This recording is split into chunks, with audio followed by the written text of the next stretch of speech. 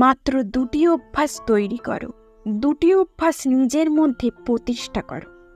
আমি কথা দিচ্ছি, তোমার জীবন পরিবর্তন হয়ে যাবে। 1.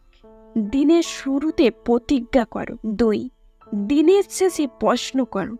দিনের শুরুতে অথবা সকালে উঠে প্রতিজ্ঞা করো, আজ আমি এটা ওটা করব, এটা করব না।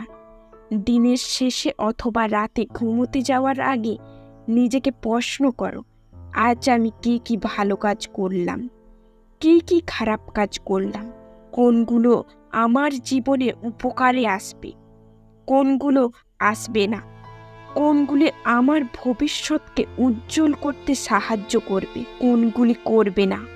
আমি বলছি, তোমার জীবন পরিবর্তন হয়ে যাবে। হ্যাঁ, নিজের প্রতি সৎ থাকো, নিজেকে নিজে সৎ কথা